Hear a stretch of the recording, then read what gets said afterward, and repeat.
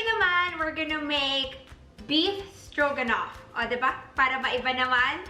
Another simple recipe and kayang-kaya nyo gawin sa bahay nyo. Kinda sounds social. Medyo social ang tunog niya, pero napakadaling gawin. And again, kakaunting ingredients. It's gonna be a fast-paced process. So, pero ibig sabihin, pabilis din ang kainan natin after. Okay, so let's start. Cheers, you guys!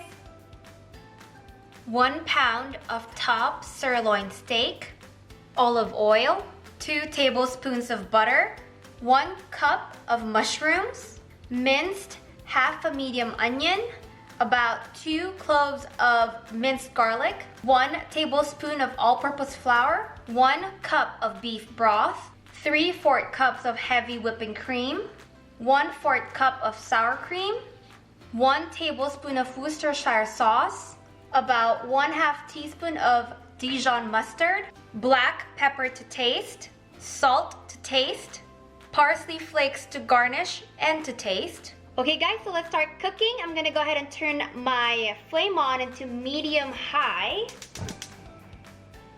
There you go. And let's go ahead and add about a couple tablespoons of olive oil. Make sure to go ahead and wait for your oil to come up to high temperature, okay? Before we put on our meat. I really like using my Dutch oven for cooking meat.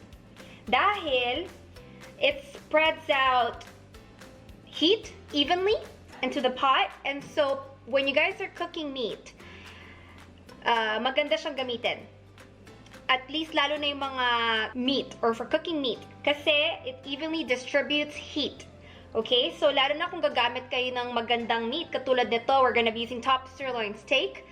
I want to make sure I cook my steak in the best way possible.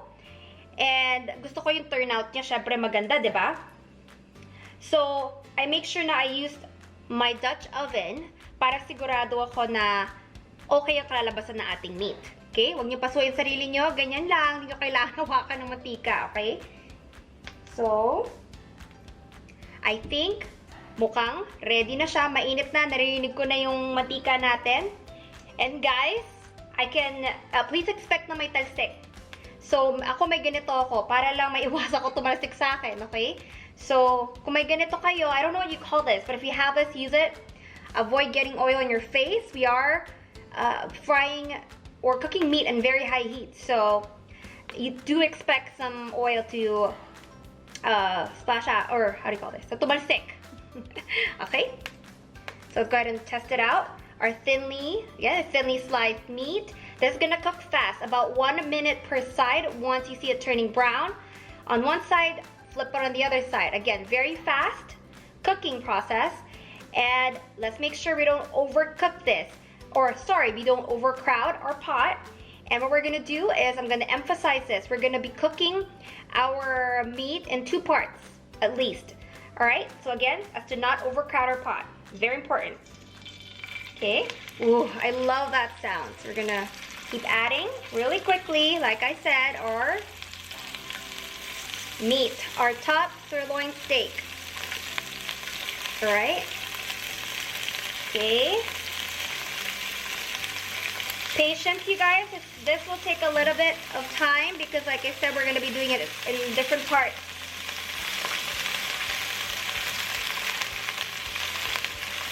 See how helpful this is, you guys? Your meat cooking, I'm going to start flipping. I can tell. See how quickly that turns brown? Or it starts cooking on one side. Very quick. Okay. Flipping, you guys, very quickly.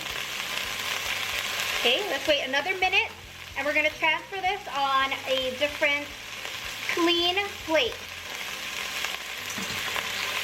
Here you go, here's my clean plate. I'm gonna add it, and then put this aside until we finish the rest of our steak. Give them space, give them room to breathe. Kumbaga, sa relationship, diba? A healthy relationship, minsan kailangan ng space. Diba? Huwag niyo sabihin, di ako tama. Lalo na ngayong quarantine, guys, at lagi niyo kasama ang mga partners niyo. Parang minsan, diba, gusto niyo ng space at makahinga. Para naman mamiss niyo isa't isa. Okay? So, daming sat-sat. I need to be paying attention to my meat, like I said. Okay? Oh, see? Bilis lang. I'm flipping again. That was, what, a minute, like I said? Flipping already. Another tip, if you want to, so you can tell if the steak is done, once you stop seeing like pink, reddish pink color on your meat, alright? But then again, you know, we're cooking steak, so if you guys like it medium rare, that's fine too. We're gonna put these back again anyway once we cook our sauce. Guys, all this, don't worry about that. Don't get rid of that. That is pampasarap yan. Lahat to, that's all flavor. So we're gonna use that later on. We're gonna scrape it off with, and use that when we cook our sauce. And we should be good. Tapos ang ating steak. Luto na lahat. O, diba? Again, we put them aside and we can start cooking the sauce. This is gonna go by fast, you guys. In no time, we can start eating. Alright? So, I'm gonna keep my heat in about medium. Or we're gonna go ahead and take our butter next. Ating butter, lalagay natin. Patutunawin natin, syempre. This point, I'm starting to scrape off the bottom of my pot. Look at that. Yan ang masarap. Huwag niyong kalimutan to step na to, yung pag-scrape. Syempre, di ko naman kailangan gamitin to pangluto, yung tongko, ano. Lipat tayo. I use my wooden one. There you go. Mabilis sa galawan to, guys. Sunod nito, our onions. Okay. Nahin natin ang onions natin. Syempre, haluin ng konti. Okay. Sabay na natin. Sunod na natin ang ating mushrooms. Yan. Okay. Tapos, pagka nakita nyo na nagka-caramelize na ang ating onion, naluluto na ang ating mushrooms, makikita nyo pag naluto, malaman nyo usually naluto na ang mushrooms pagka parang mas nagba-brown na siya. Okay? Saka lumalambot siya. Yun ang indication pag luto na. So what I'm gonna do is, in medium heat, like I said, I'm gonna let this sit and let the onions and the mushroom cook. I'm gonna keep checking. I'll go ahead and check in maybe like, I'd say maybe 3 minutes, just to see kung naluluto na maigi. Okay guys, it's been a few minutes, so let me go ahead and check our mushrooms or our onions. Yan, mukhang naluluto naman. Actually, mushrooms, hindi ganun katagal maluto, ha? So, you make sure you pay attention to your mushrooms. Yan, ang sarap. Okay, I'm gonna give it another, maybe 2 more minutes. And then we're gonna go ahead and add our garlic. Okay, you guys, let's go ahead and add our garlic.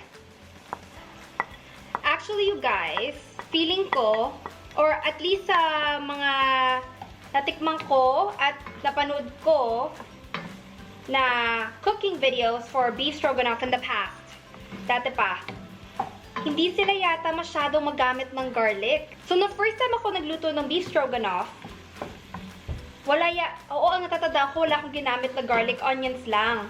Pero sabi ko, parang talagang hindi ako sanay na walang garlic ang mga dishes ko. Kasi, katulad natin, mga Pilipino, diba? Mahilig tayo na ipagsabay ang garlic at onions. Ano yan? Partner yan, diba? So, nung pangalawang beses ko siya niluto, 2 beses ko pala na actually naluto to, guys. Pero since nagustuhan naman ng mga guests ko noon, I figured share ko sa inyo. So, yan. Nawala naman ako sa kwento ko. Kahit hindi niyo ako nakikita, guys, umiinom ako ng wine. Okay. So, ano nga ba? Ayun. So, nung second time ko siya niluto, I decided to make it with garlic. Tsaka nung in-add ko yung garlic, para talaga may na-add na kakaibang fragrance and flavor na mas masarap. So, yun yung nagpakompleto sa recipe na to. Or sa recipe ko, nag-add ako ng garlic. Yeah, so let it sit a little bit longer, maybe another couple minutes again. And then we're gonna go ahead and add our flour. It's been a couple minutes, few minutes. Let's go ahead and add our flour. Here you go. Kita nyo ba? Lagyan natin. And then, dito sa part na to, keep stirring, okay? Tuloy-tuloy ang halo. And while you're stirring, keep scraping the bottom of your pot. Yan. Parang nakikita nyo maayos. So, it should look like this. Nakita nyo nag-thicken na siya. At this point, we add our beef broth. Okay. Lagay nyo lang. There you go. Keep stirring. Halo-halo lang. Scraping everything on the bottom. Like I said, let that flavor yan. So at this point, I'm gonna give this siguro mga few minutes. Let's say I'll check in again in about 5 minutes. And I'm gonna let this simmer. Alright. I still have my flame in medium. Okay. So hintayin natin to mag-simmer. And then we're gonna go ahead with our next ingredient, which is our heavy cream. Alright, so I see that our broth and our mixture here with our mushrooms, garlic, onions, lahat na nandinagdag natin, nag-simmer na. Ngayon, dahil nag-simmer na siya, alam kong ready na tayo para sa ating heavy cream. Diba? Ayan. Let's grab our heavy cream. There you go. Makikita nyo bigla magta-transform ang itsura nito, lalo na kulay niya. Yun ang exciting. Yan! Yan ang hinahanap nating color. Yung parang light brown ba? Ayan. Wow! Bango. Bakit ganun, guys? Bakit ang sarap kumain? Bakit ang sarap-sarap kumain? Hindi na nakakatulong na quarantine, diba? Because we keep eating. It doesn't help our diet. Well, who am I kidding? Sino ba nag-diet? Mga panahon na ganito, nagluluto akong dishes na ganito. Lalo yung mga creamy. Special occasion naman. Di naman lagi. Okay. So next time, hopefully susunod nating... I'm having trouble understanding right now. Sumasagot ang aking Alexa. Narinig nyo guys sa background. Naawa na siya at wala akong kausap. Well, kayo naman kausap ko, pero... So yeah, halo lang ng halo. And then, again, wait for it to simmer. And then we're gonna go ahead and... or it's simmering na. Pero let it simmer a little bit longer. I'll give it a few more minutes. Siguro mga... I'll check in around 3 minutes. And then we'll add our sour cream. Okay? Okay, so it's been about 3 minutes. So I'm gonna check and keep stirring and see kung kamusta na ang ating situation dito. Okay, mukhang okay na okay naman. So at this point, I don't think I've seasoned with pepper and salt. So what I'm gonna do is, alam niyo na, mahilig ako sa pepper. So, generous amount ng pepper. Okay, again, preference ko to.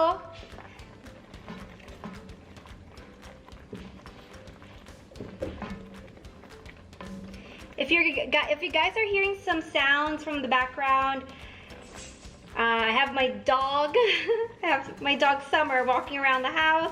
I have my husband working on the garage. So I apologize. A pinch of salt. Or like a dash maybe, a dash of salt. Okay. Syempre, we're gonna taste along the way as usual.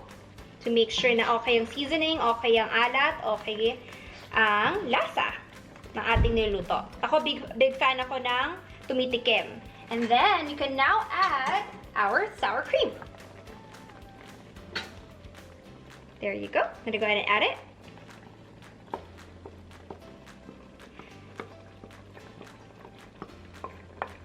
Sana, itong mga ingredients na to, hindi nyo mahirap hanapin. Feeling ko naman hindi siya para mahirap hanapin, no?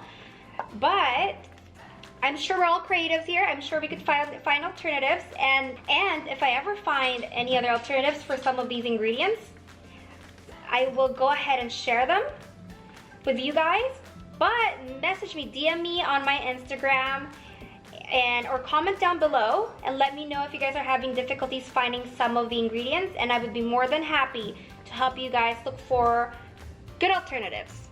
Alright? Family tayo dito, guys. So, basta, let me know lang. Reach out to me. I'll be more than happy to always help you. Okay, so, as usual, give it a couple more minutes. And then, we're gonna add our Worcestershire sauce. Oh, guys. Aaminin ko, pinractice ko talaga yon para hindi ako mabulaw when they say it. Worcestershire sauce.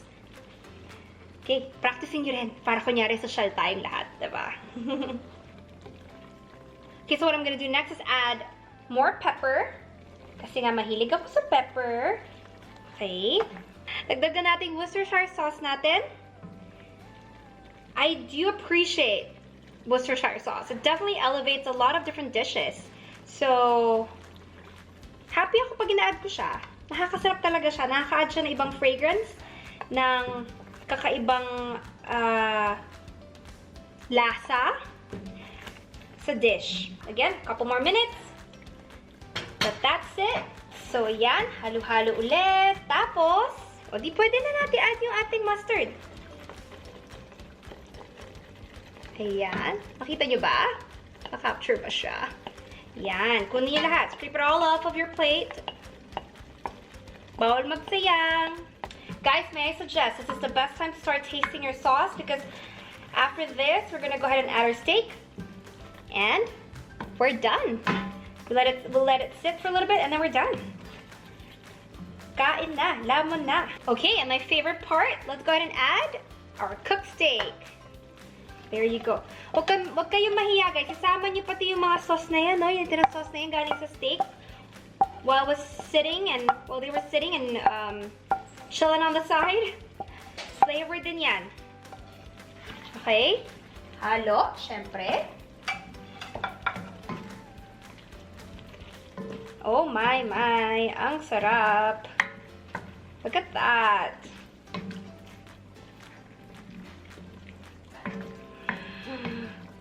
Dali lang, diba? Ganyan lang siya. Tapos na. Okay? I'm gonna let this sit for another 3 minutes just to warm up the meat. And then, kain na! Guys, we finished another recipe. I'm so happy. And this time, I don't think it took that long. So, like I said, you could easily do this at your own homes. Sobrang dali lang. Kaya-kaya niyo yan. And papakita ko sa inyo finished product natin. I don't know if you can see it from there. Lapit natin. Pero what I did is after I plated my beef stroganoff, I added our parsley. I don't know if you can see it. But I've added our parsley, pang garnish, and syempre pang pasarap din yan. Konting lasa din yan. And I also want to add that usually what I've learned and what I've seen in the past is, and also what I have done in the first couple of times that I've cooked this beef stroganoff, I have cooked it with egg noodles. Pero, sabi ko, Pinoy tayo, parang ang sarap niyang ulamin, di ba? Parang ang sarap yung isabay sa kanin. And also, my dad has been requesting for me to try this with rice. So, syempre, we have our white rice over here. Tapos, ang gagawin natin, mag 1 cup of rice na tayo. Mahiya pa ba tayo? Gutom na ako. Yan. So, let's grab our beef stroganoff and plate it. Oh, sa wakas, makakakain na tayo. Okay, and then, tikiman na tayo. I have my mushroom. I have a mushroom on my spoon. I have sauce. And, syempre, ang ating steak. Hindi talaga ako nag-exage, guys. That's really good. Pogi na naman tayo tonight. I don't need to cut this short, but I am starving and this is so delicious. I can't wait to eat it with my family. And guys, try nyo rin, okay? Beef stroganoff, isipin nila ang sosyal na sinaserve nyo, diba? Pero napakadaling gawin. So as always, go ahead and subscribe to my channel and let me know how you like this dish if you do try it. Tag me on my Instagram, let me know down in the comment section below, and click the notification bell just so you guys can get further updates. and so you don't miss any new videos. And what else? Go ahead and follow me on my Instagram and Facebook at Cooking with Kikay, same spelling as my YouTube channel. And as always, I'll have the ingredients down on the description box below. So yeah, I hope you try this at home, you guys. A simple dish, but surely your family would love it. Bye, you guys. God bless, and cheers.